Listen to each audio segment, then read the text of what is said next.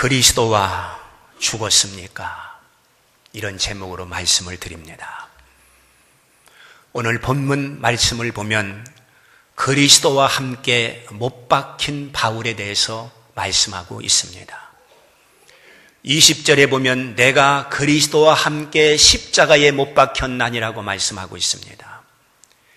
이 말씀은 사도 바울은 그리스도와 함께 죽었다는 뜻입니다.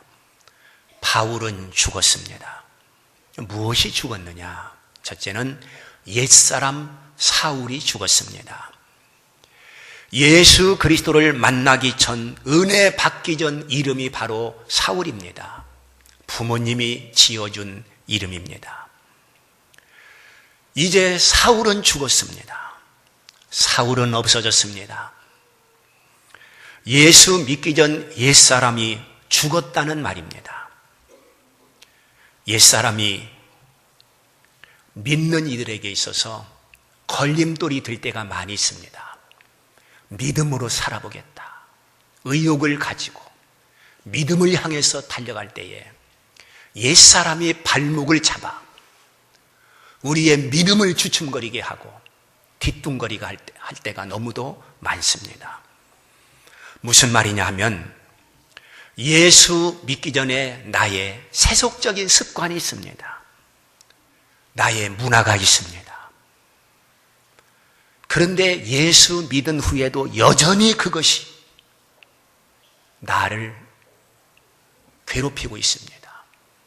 끊을 것을 끊고 오직 주님을 향해서 달려가야 되는데 이런 세속적인 문화, 세속적인 습관들이 나를 붙들어 매고 있다는 말입니다.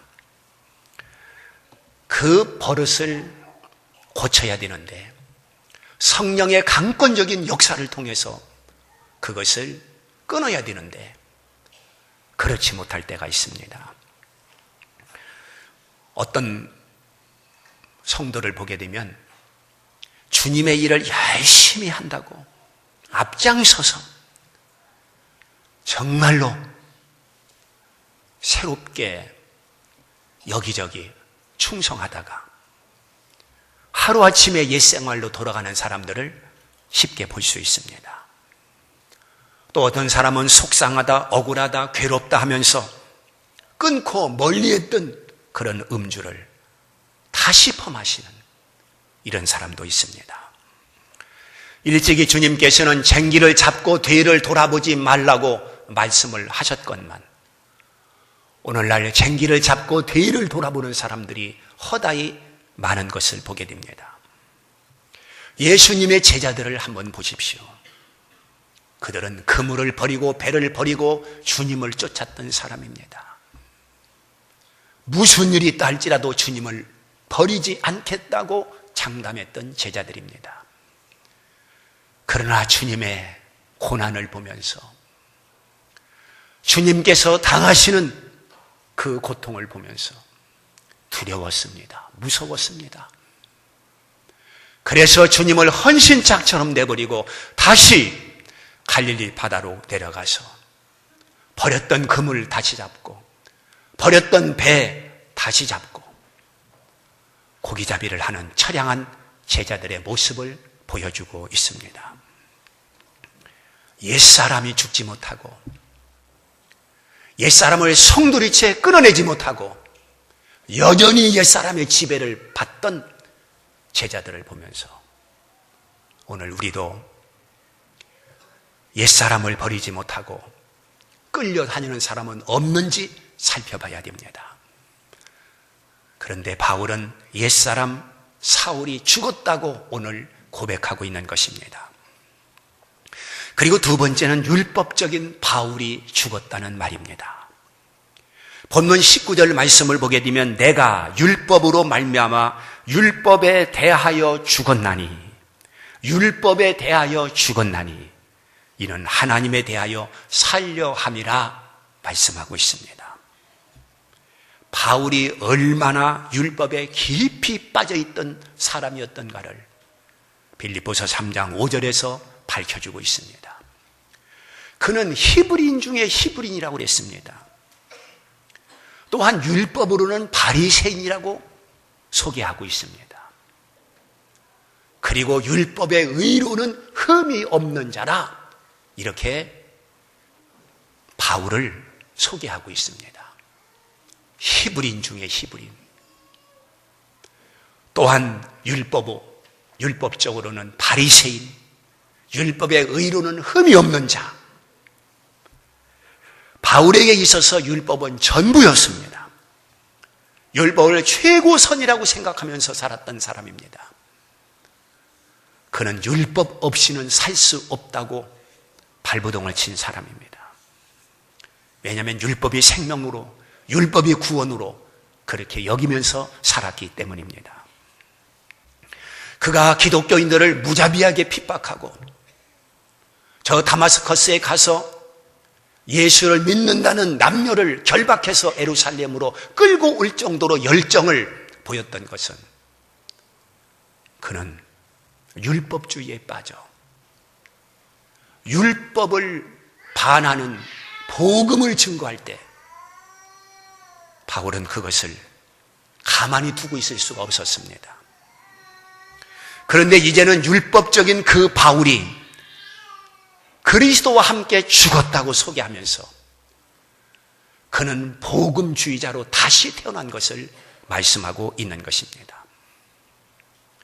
그는 율법주의자가 복음주의자가 됐습니다.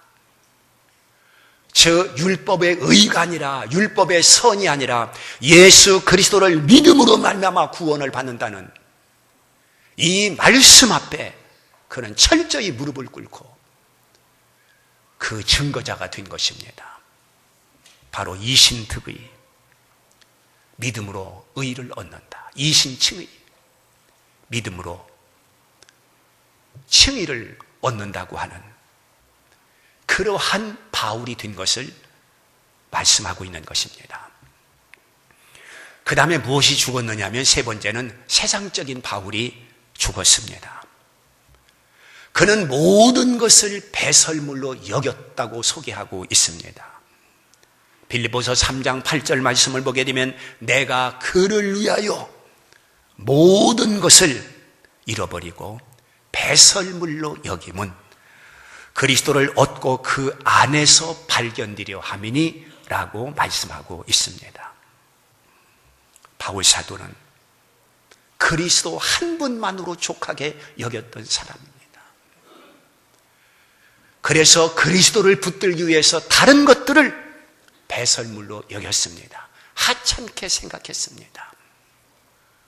오직 예수 그리스도 그분이면 나의 전부고 나의 생명이라고 그는 여기면서 살았습니다. 그래서 세상의 부귀 영화를 탐하지 아니하고 오직 그리스도를 자랑하며 믿음으로 산 사람이 바로 바울입니다. 그는 세상 집이 아니라 하나님 나라의 집을 사모했고 세상 나라의 상급이 아니라 하나님 나라의 면류관을 사모하며 그 의를 구하면서 산 사람입니다.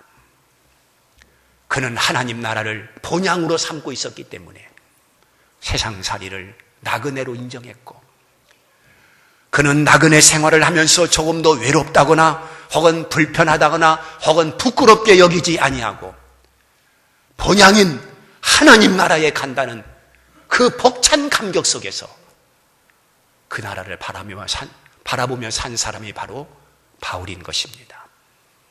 그래서 세상적인 바울이 죽고 그가 다시 살았다고 오늘 말씀하고 있는 것입니다.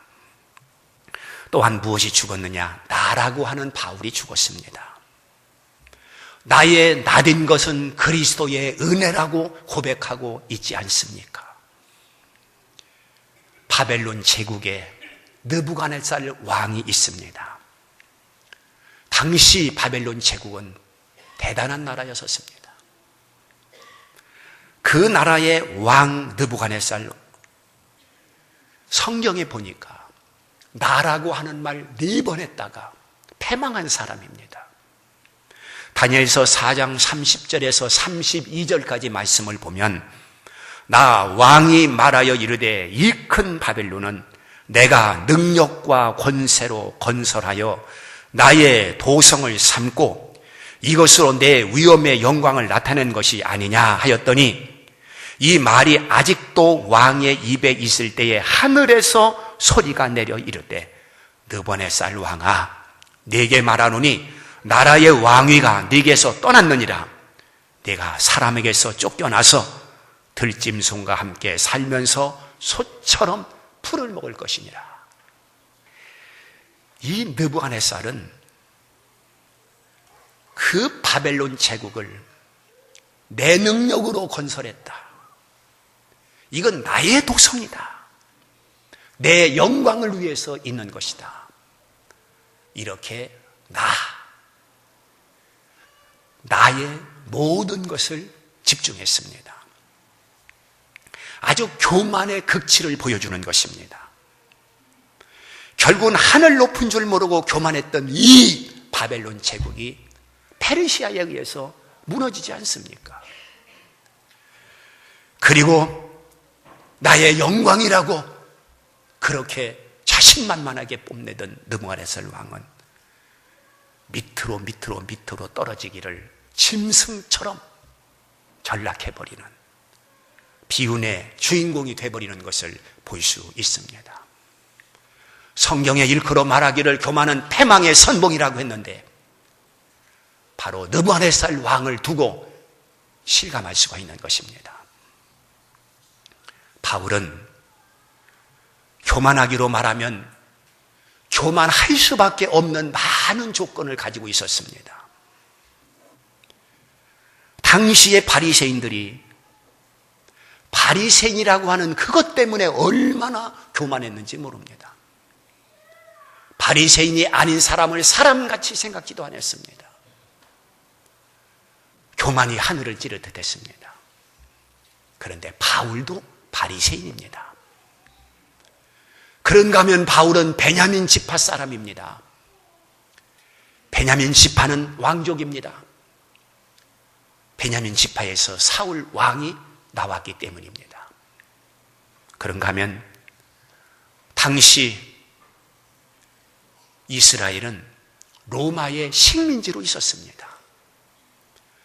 그런데 바울은 로마의 시민권을 가지고 있으니 그 위세가 얼마나 당당하겠습니까? 얼마나 으쓱거리고 뽐내고 자신만만하게 걸음걸이까지라도 그가 다른 사람과 달리 그렇게 걸을 만한 모든 교만의 조건을 가지고 있었지만 그리스도를 얻기 위해서 그는 나라고 하는 것을 죽이고 그리스도를 살리는 이와 같은 바울을 오늘 소개하고 있는 것입니다.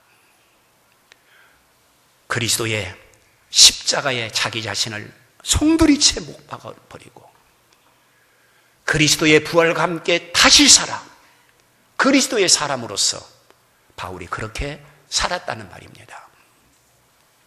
그리고 두 번째, 자기 안에서 그리스도가 사는 바울이라고 소개하고 있습니다. 20절 말씀을 다시 보면 그런즉 이제는 내가 사는 것이 아니요 오직 내 안에 그리스도께서 사는 것이라고 말씀하고 있습니다. 이제는 내가 사는 것이 아니고 내 안에 그리스도께서 산다고 고백하고 있습니다. 이게 무슨 의미겠습니까? 내가 사는 것이 아니고 내 안에서 그리스도가 산다는 뜻이 무엇이겠습니까? 그것은 내 주장, 내 의지, 내 욕심, 내 뜻, 내 마음대로 사는 것이 아니라 철저히 예수 그리스도의 주장을 받고 예수 그리스도의 인도를 따라 그가 살고 있다는 고백인 것입니다. 실제로 그가 선교 마당에 섰을 때 그는 아시아 지역에서 복음을 증거하기를 원했던 것입니다. 그러나 하나님은 그 길을 막으시고 마게도냐 사람을 환상으로 보여주시면서 유럽에 가서 복음을 전하라는 것입니다. 자기 뜻은 아시아였지만 하나님의 뜻은 유럽이었었습니다. 이때 어떻게 결정해야 되겠습니까? 바울은 자기 뜻을 접고 하나님의 뜻을 따라 그는 거친 땅 유럽을 향하여 로마에 가서 복음을 증거하는 것을 볼 수 있습니다. 이렇게 철저히 자기를 죽이고 그리스도의 주장을 받아 그 뜻을 따라 살았다는 오늘 고백을 하고 있는 것입니다. 자기 생각을 포기한 것입니다. 주님의 뜻을 따르기 위해서 자기 생각을 포기할 수밖에 없었던 것입니다. 이러한 바울은 10시간의 성경을 기록하는 기염을 토했습니다. 예수님의 제자라고 다 성경을 기록한 것이 아닐진데 바울이 10권 혹은 12권의 성경을 기록할 수 있었던 것은 대단한 일이면서 하나님의 특별한 은혜라 하지 아니할 수가 없을 것입니다. 성경은 바울의 사상이나 바울의 학문이나 바울의 어떤 주장을 기록한 것이 성경이 아닙니다. 오직 그리스도의 뜻을 드러낸 것이고 그리스도의 계시를 바울을 통해서 기록한 것이 바로 성경인 것입니다. 그래서 10권 혹은 12권의 이 성경책은 바울의 책이 아니라 바로 예수 그리스도의 책이 되는 것입니다. 하나님은 바울의 학문을 이용해서 바울의 학문을 사용하셔서 하나님의 거룩한 뜻을 성문화시킨 것입니다. 그것이 우리가 가지고 있는 신약성경 27권 가운데 2분의 1 반수가 바로 바울이 기록했다고 하는 것을 알진대 하나님께서 바울을 얼마나 기뻐하셨고 하나님께서 바울을 붙들어서 사용하신 것을 알 수가 있습니다. 왜 바울이 그토록 하나님 앞에 쓰임을 받을 수가 있었겠습니까? 그것은 바울은 사실 모태에서부터 율법주의자입니다. 모태에서부터 율법주의자요. 그가 출생해서 계속 율법을 암송하면서 그 율법에 전념했던 사람인데 적어도 그러한 바울이라고 한다면 그 안에 율법의 흔적이 어느 정도 남아 있었을 것입니다. 그런데 바울은 예수 그리스도를 받아들이기 위해서 그런 율법의 흔적까지 다 지우고 오직 복음의 일꾼이 된 것을 말씀하고 있습니다. 만약에 율법의 흔적이 그에게 묻어 있었다면 그가 성경을 기록할 때에 믿음으로 의를 이루고 믿음으로 구원받는다고 하는 이 복음주의가 좀 흐려서 믿음도 필요하지만 율법도 필요하다는 어느 정도 율법을 지켜야 구원을 받을 수 있다는 이러한 논리를 펼 수 있었을 것입니다. 그런데 그렇지 않습니다. 철저히 그는 복음주의에 입각해서 갈라디아서와 로마서를 기록하고 있는 것을 볼 수 있습니다. 그래서 오늘 본문 21절에 이렇게 말씀하고 있습니다. 만일 의롭게 되는 것이 율법으로 말미암으면 그리스도께서 헛되이 죽으셨느니라. 만약에 우리 인생들이 의롭게 되는 것이 율법으로 말미암는다고 한다면 예수 그리스도께서 헛되이 죽었다는 것입니다. 예수 그리스도께서 십자가에 죽으신 것은 우리의 죄를 대신해서 율법으로 구원받을 수 없는 인생들을 향해서 주님께서 십자가에 피 흘리신 것입니다. 그래서 우리는 그것을 은혜라고 말하는 것입니다. 하나님의 긍휼이라고 말하는 것입니다. 만약에 율법으로 의를 이룰 수 있다고 한다면 율법으로 단 한 사람이라도 구원을 받을 수 있다면 예수님께서 이 땅에 오실 필요도 이유도 없었을 것이고 주님께서 십자가에 달려 피 흘려 돌아가실 필요도 없었을 것입니다. 그러나 세례 요한의 주장대로 보라 세상 죄를 지고 가는 하나님의 어린 양이로다. 그는 어린 양이 되셔서 바로 우리의 죄를 다 예수님이 짊어지시고 십자가에 피 흘려 돌아가셨다고 하는 것을 다시 한번 기억해야 될 것입니다. 그 다음에 세 번째, 믿음으로 사는 바울을 20절에서 이렇게 말씀하고 있습니다.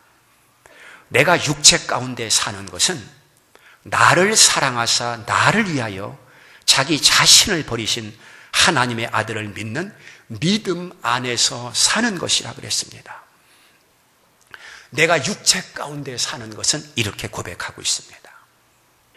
내가 육체 가운데 사는 것은, 이 말은 바울이 아무리 복음으로 산다 할지라도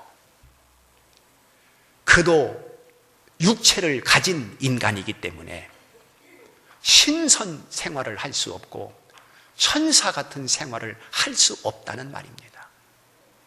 그도 인간이기에 여전히 배가 고프면 먹어야 하고 피곤하면 쉬어야 하고 밤이 되면 잠을 자야 하고 바울도 감기 몸살이 걸릴 수 있는 것입니다. 이게 인간입니다. 그러나 육체의 한계를 벗어날 수 없는 것이 사실이지만 바울은 그 육체 가운데서 오직 믿음으로 산다고 고백하고 있는 것입니다. 사랑하는 성도 여러분, 믿음으로 산다고 하는 것이 무엇입니까? 오늘 우리 안에는 육체의 정욕이 있습니다. 이생의 자랑이 있습니다. 안목의 정욕이 있습니다. 이런 것들이 나를 지배합니다. 안목의 정욕에 끌려 살고 육신의 정욕에 끌려 사는 것이 인간의 초라한 모습입니다. 그런데 믿음으로 산다고 하는 것은 이런 것과 싸워서 믿음으로 산다는 뜻인 것입니다. 그래서 로마서 7장에 기록된 말씀을 보면 사도 바울은 하나님의 법과 죄의 법 사이에서 고민하는 인생입니다. 갈등하는 인생으로 드러나고 있습니다. 그러나 결국 그는 갈등하다가 믿음으로 승리하고 갈등하다가 믿음으로 그가 살았던 것을 오늘 고백하고 있는 것입니다. 사랑하는 성도 여러분, 오늘 우리가 믿음으로 산다고 하는 것이 무엇입니까? 믿음으로 산다고 하는 것은 믿음으로 결단을 하고 믿음으로 세상을 이기고 내 자신을 이기고 믿음으로 예수 그리스도의 의를 드러내며 살아야 할 것을 말씀하고 있는 것입니다. 이와 같은 삶을 주님께서 원하고 계시는 것입니다. 이제 말씀을 맺겠습니다. 우리도 내 안에 그리스도께서 항상 살아있어야 됩니다. 나를 통해서 예수 그리스도가 드러나야 되는 것입니다. 이른바 그리스도인이 되는 것입니다. 안디옥 교인들을 향해서 그리스도인이라고 하는 닉네임을 붙여주었는데 오늘 우리에게도 그리스도인이라고 하는 칭호가 필요한 사람들인 것입니다. 십자가에 나의 모든 인간적인 욕망 혹은 간삼 혹은 거짓 이런 모든 세속적인 것을 다 십자가에 못 박아버리고 그리스도 안에서 다시 사는 성도들이 될 수 있기를 주의 이름으로 축원합니다.